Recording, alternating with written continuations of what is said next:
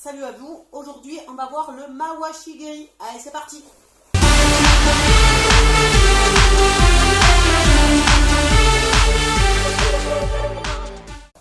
Alors j'ai bien utilisé, voilà un petit bâton, vraiment pour vous montrer la base, vraiment l'apprentissage, ok. Donc je vais tenir le bâton de côté,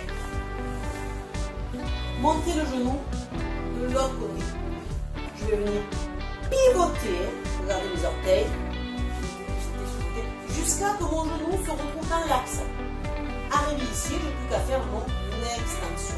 Souvent, l'erreur qui se produit, c'est que les gens, déjà, ils oublient, surtout quand on débute, d'ouvrir ce tableau d'appui. Ce qui est d'appui, du coup, on se retrouve ici, là.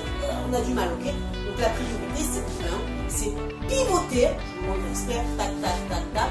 Quand je suis vraiment dans l'axe, je reste vraiment ici en ouverture. Quand je lance ma jambe, je ne referme pas. Je reste ici en ouverture, dans cette phase-là. Donc cette phase 1, elle est hyper importante. Pourquoi? Parce que c'est elle qui va me permettre déjà d'avoir un bon positionnement au niveau de mes hanches, ici. Si cette phase-là, elle est nickel, j'ai plus qu'à faire mon extension. J'ai mon mawashi qui est bon. Je recule, regardez le pied d'appui. Il est vraiment tourné vers le bâton. C'est comme ça que j'arrive à tendre ma jambe. Donc après, il y a deux possibilités, ok. Il y a vraiment la base ici, que je monte vraiment sur le côté, d'accord. C'est très éducatif, je pivote, tac, tac, tac, je tends, d'accord. C'est sûr que quand on commence à faire le mawashigiri en combat ou comment dire, dans un kion, on ne prend pas le temps forcément de faire je monte bien sur le côté, je pivote. C'est hyper compliqué pour avoir un gain de vitesse. Donc là, je me permets de partir comme si je partais sur le mawashigiri, mais rien ne m'empêche de passer à ma fameuse phase 1 en ouverture. Et de là, je tends. Ok, je vous le montre ici. Ça fait ouverture, extension. Ouverture, extension.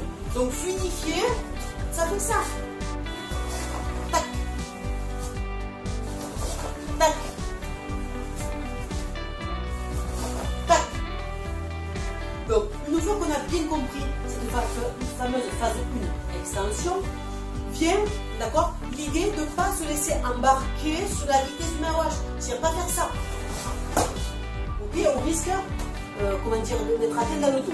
Donc ici, qu'est-ce qui va se passer? Je vais obligatoirement faire un talon-fesse à ramener. Un talon-fesse. C'est ce qui va me permettre d'arrêter, d'accord, l'énergie circulaire que je vais utiliser pour ma vitesse du mawashigiri et couper, ramener. De plus, quand je suis en combat, qu'est-ce qui va se passer? Ça va me permettre de doubler. On va mettre un, si la personne rentre, boum, j'en remets une deuxième. D'accord? C'est vraiment un, boum, deux. Un, boum, deux. Voilà, boum, deux. Souvent, on me pose la question, oui, mais Jess, c'est pas normal, il ne faut pas trop pencher le corps sur le mawashigiri. Alors, je vous dis oui, mais je vous dis non. Tout va dépendre déjà, un, de votre souplesse, deux, de votre morphologie. Nous, les filles, on a tendance à avoir des hanches plus ouvertes que les garçons. C'est une chance qu'on a, d'accord? Mais celui qui est hyper raide, il peut faire comme un washi ici. Je ne vais pas le dire, ah non, non, ton corps il reste droit, tant pis, tu galères là, tu te contorsionnes comme tu peux, tu fais. Non, c'est à un moment donné, on s'adapte en fonction de notre morphologie, de notre anatomie. C'est déjà, quand j'envoie ici, là, que déjà j'ai mal au dos, j'ai mal à la hanche, c'est pas normal. Okay, c'est à la base, c'est quand même du bien-être. Donc c'est à vous de trouver une posture. Si moi je suis bien en étant un petit peu plus incliné parce que je manque un peu de souplesse pour envoyer un minimum de mawashi, eh bien je me penche. Il est où le problème? Il n'y a pas de souci du moment où votre mawashi reste efficace. De plus, je n'ai pas précisé, mais je vais vous le dire maintenant, le fait de ramener, d'accord, peut me servir de base, ça on le verra dans une prochaine vidéo, pour la technique du Muramawashi. Vous allez voir que tout est vraiment en corrélation.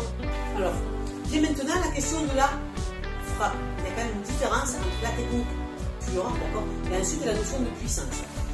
Si je me laisse embarquer par la cible, d'accord, c'est que tout mon corps va basculer vraiment sur le côté. Ce qu'il va y avoir, forcément, je vais utiliser vraiment tout l'impact de mon corps et le sac va m'arrêter. Okay, mais ce n'est pas tout à fait la solution. Moi, ce que je préconise, d'accord, le plus souvent, c'est que je vais venir regarder, au moment où j'arme, je vais venir armer, voilà, un peu en opposition. Quand je vais envoyer ma jambe, je vais venir me retrouver tac, en fermeture, d'accord? Donc ça fait fermeture, je le remonte doucement, bras légèrement sur le côté. Boum, fermeture. Fluidifié, on est ici. Vous avez ça. Du coup, je sollicite un peu mes abdos, ok, en chaîne, boum, rotative. Ça m'évite ici de tout mettre ici en monobloc, on appelle ça monobloc, là, boum, il n'y a aucune maîtrise du mouvement, d'accord? Donc, ici, que je vais arrêter, je vais arrêter.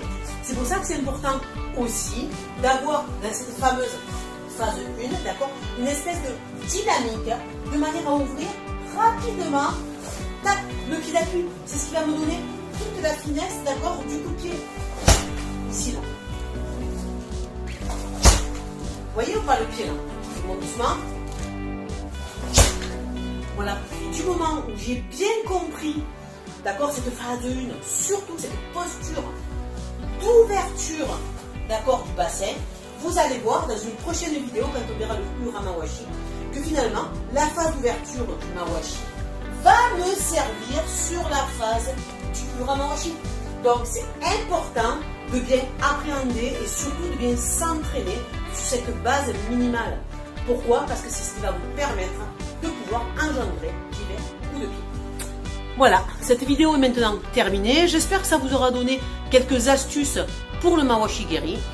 N'hésitez pas à poster des commentaires si vous avez des questions, des suggestions de travail. Si ça vous plaît, n'hésitez pas à liker, ça me fera super plaisir, et surtout de vous abonner à la chaîne parce que derrière il va y avoir d'autres vidéos qui vont être mises en route sur les katas, les kiyons, enfin des astuces, voilà, que nous on a pratiqué durant 10 ans de haut niveau. Et bien écoutez, je vous fais de très gros bisous, bon training, et puis je vous dis à bientôt. Bye bye.